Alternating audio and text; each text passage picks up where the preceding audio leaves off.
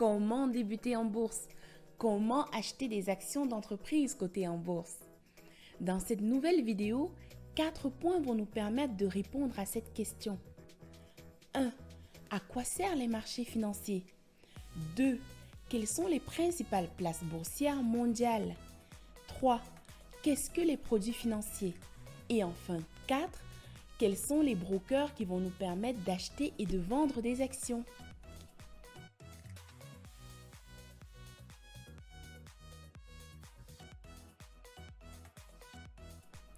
Point 1.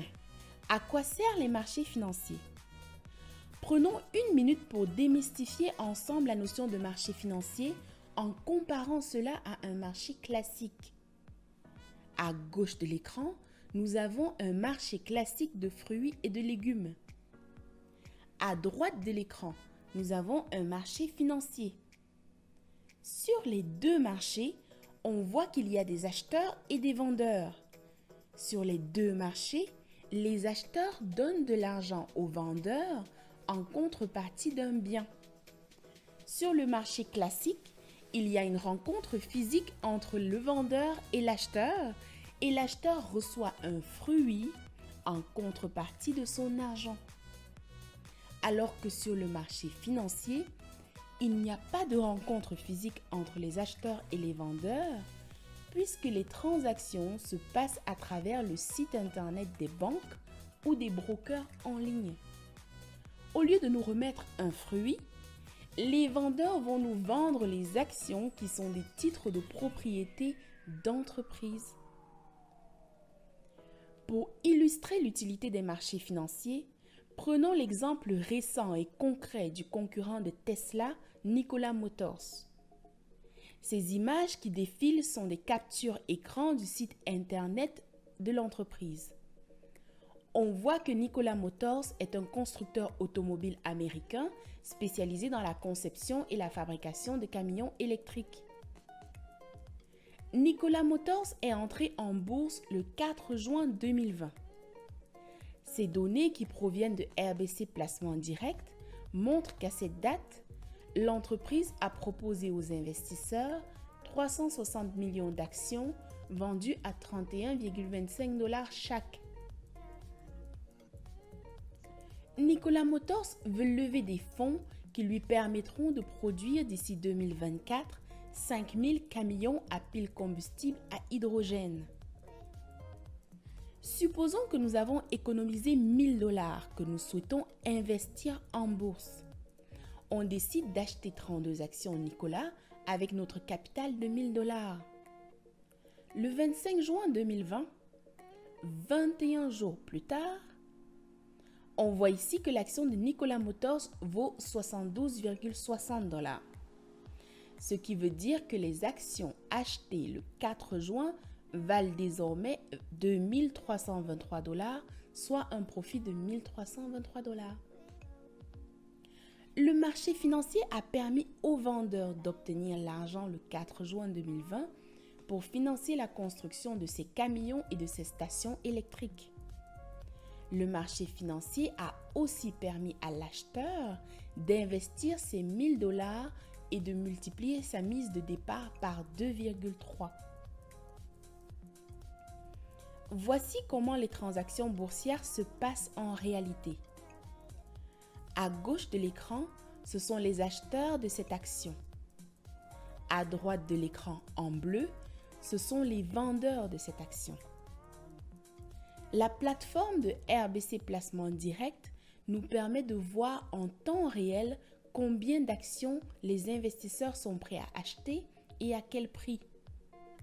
On peut aussi voir combien d'actions les vendeurs sont prêts à vendre et à quel prix. Le prix du marché de 72,30 $ à l'écran représente le prix qu'est prêt à payer le meilleur acheteur et le prix minimum du vendeur à l'instant T. Les barres rouges et bleues représentent la quantité d'actions disponibles à la vente ou à l'achat. Donc, vous voyez que les acheteurs et les vendeurs ne se connaissent pas. Tout est géré sur des places boursières électroniquement. Point 2. Quelles sont les principales places boursières mondiales? Les marchés boursiers ont une histoire qui remonte à plus de 500 ans avec la création de la première place boursière du monde à Anvers, en Belgique, en 1460 au XVe siècle. De nos jours, le New York Stock Exchange, la bourse de New York, qui a été créée en 1792, est la place boursière la plus prestigieuse du monde avec sa capitalisation boursière de 28 500 milliards de dollars. Les entreprises qui y sont cotées sont dans des secteurs aussi variés que la technologie, Uber, Twitter, l'aviation, American Airlines, Boeing, l'énergie, ExxonMobil ou encore la finance, Bank America. Pour bien comprendre l'univers des marchés financiers, nous allons analyser 15 places boursières situées au Brésil, au Canada, aux États-Unis, en Chine, en Inde, au Japon, en Russie, au Cameroun, au Nigeria, en Afrique du Sud, en Europe et en Angleterre. Nous allons nous promener ensemble sur 4 continents, l'Amérique, l'Asie, l'Europe et l'Afrique. Ce premier graphique montre la capitalisation boursière en milliards de dollars des 15 places boursières en partant de Douala au Cameroun, en Afrique, jusqu'à Hong Kong, en Chine, en Asie. Pour comprendre comment se calcule la capitalisation boursière, prenons l'entreprise Twitter pour exemple. Dans cet extrait de RBC Placement Direct, on voit ici que le prix d'une action Twitter au 26 juin 2020 était de 29,05 $. Le nombre d'actions en circulation au 26 juin 2020 était de 784 millions. En faisant une simple multiplication entre le prix unitaire d'une action et le total des actions, on trouve que la capitalisation boursière de Twitter est de 22,8 milliards de dollars au 26 juin 2020. Ça veut dire que les mots valeur, prix et capitalisation boursière veulent dire la même chose. Maintenant qu'on a compris ce qu'est une capitalisation boursière, revenons à notre graphique qui compare les 15 places boursières dans le monde. On voit ici que la bourse d'Afrique centrale, située au Cameroun à Douala, comprend seulement 4 sociétés qui sont valorisées à 400 millions de dollars USD. La bourse du Nigeria, située à Lagos, compte 328 sociétés qui sont valorisées à 73 milliards de dollars. La bourse de Russie, située à Moscou, compte 219 entreprises qui sont valorisées à 698 milliards de dollars. La bourse d'Afrique du Sud, située à Johannesburg, compte 388 entreprises qui sont valorisées à 728 milliards de dollars. La bourse du Brésil, située à Sao Paulo, compte 368 entreprises valorisées à 1000 milliards de dollars. La bourse du Canada, située à Toronto, compte 3154 entreprises valorisées à 1700 milliards de dollars. Ainsi de suite, jusqu'au peloton de tête constitué par le Nasdaq et le Nice qui sont aux États-Unis et Hong Kong en Chine. L'information la plus importante à retenir de ce graphique est que l'Amérique du Nord à travers les États-Unis et le Canada et l'Asie à travers la Chine et le Japon sont les places boursières les plus dynamiques en valeur dans le monde. Zoomons un instant sur la position de la vieille Europe et de l'Angleterre. On voit que Euronext Paris et la City, qui ont pendant longtemps été les stars de la finance de marché, sont clairement aujourd'hui devancés par l'Asie. Cela se voit à travers la valeur des capitalisations boursières, mais également à travers le nombre d'entreprises qui sont enregistrées en bourse.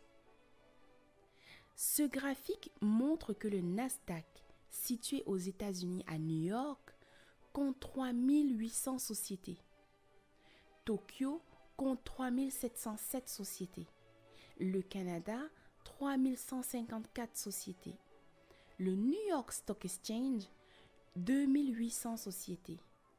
Hong Kong, 2482 sociétés, contre seulement 1400 sociétés pour Euronext et 4 sociétés pour le Cameroun.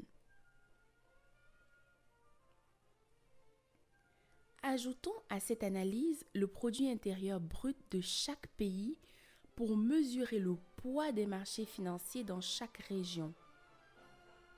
Rappelons que le produit intérieur brut, PIB, est une mesure générale de l'activité économique d'un pays fondée sur la valeur marchande totale de tous les biens et services que ce pays produit pour une période de temps donnée.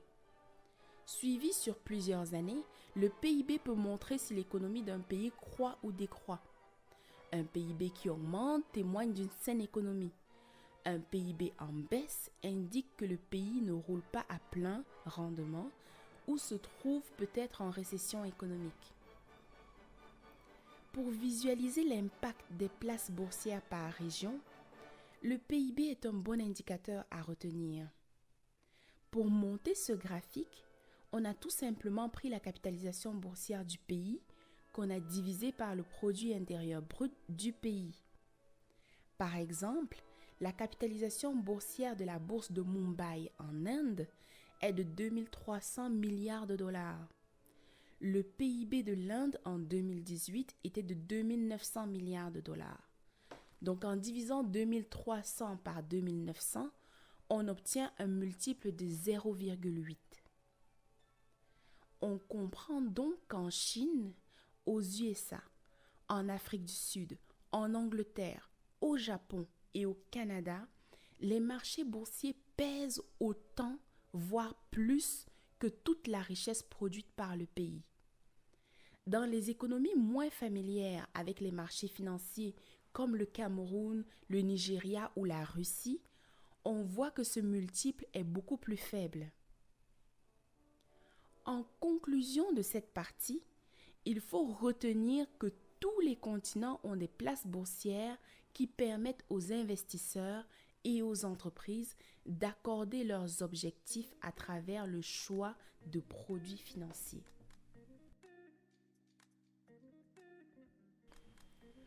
Point 3. Qu'est-ce que les produits financiers? Pour bien comprendre les produits financiers, reprenons notre exemple des 1000 $ à investir en bourse.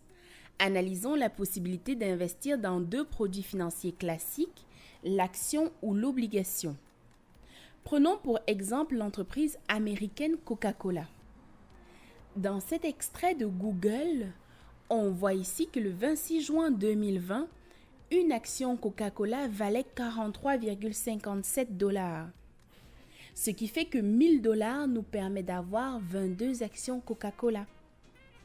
Nous devenons les actionnaires de Coca-Cola, ce qui nous donne plusieurs droits. Un droit de vote sur la conduite des affaires de l'entreprise de Coca-Cola qu'on peut exprimer lors des assemblées générales. Un droit sur les profits de Coca-Cola qu'il se matérialise souvent sous forme de dividendes. Un droit sur les actifs de Coca-Cola.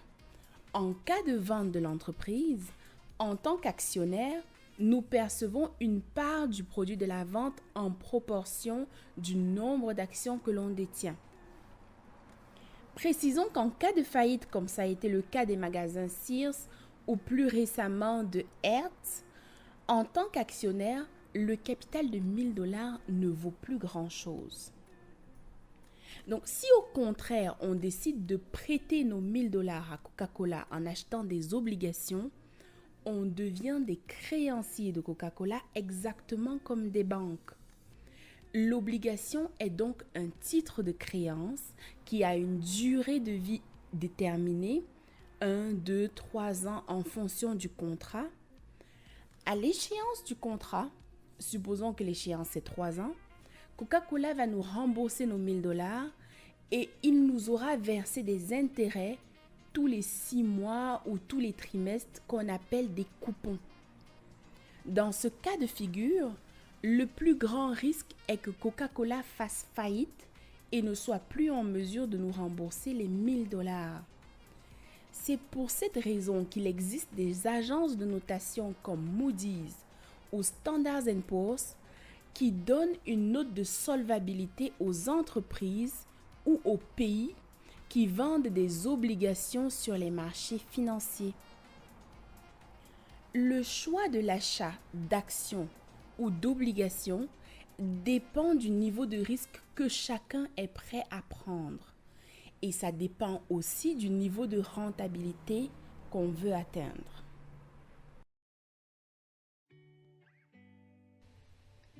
Point 4.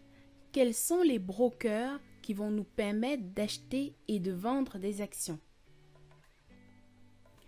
Il est désormais possible d'accéder au marché financier depuis votre ordinateur en choisissant un broker en ligne. Ces plateformes permettent essentiellement de gérer vos investissements de manière autonome en temps réel, d'économiser sur les frais de gestion, de réaliser vos objectifs financiers, d'être accompagné généralement au téléphone par des experts qualifiés et diplômés, d'assister à des événements pour approfondir vos connaissances dans les investissements en bourse. Le courtage en ligne se fait en 4 étapes.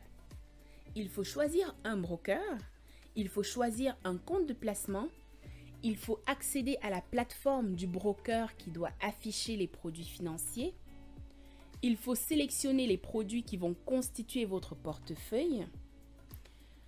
Au Canada, 3 brokers ont ma préférence juste parce que je les ai pratiqués et validés. Wealthsimple, Questrade et RBC Placement Direct. Wealthsimple est gratuit et permet d'acheter et de vendre des actions qui sont cotées aux États-Unis et au Canada. Questrade, c'est le broker officiel du Toronto Stock Exchange. Questrade facture 4,95 $ par transaction.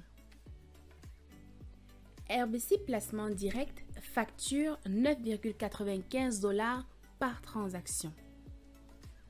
Par rapport à Wealthsimple, Questrade et RBC Placement Direct permettent d'accéder à un plus grand choix d'actions. Les informations sont communiquées en temps réel pour les investisseurs actifs contre 15 minutes de décalage sur Wealthsimple. RBC Placement Direct permet aussi d'avoir des rapports financiers spécialisés des firmes comme Morningstar qui permettent de s'auto-former. Aux États-Unis, Robinhood est imbattable car c'est complètement gratuit pour acheter et vendre des actions.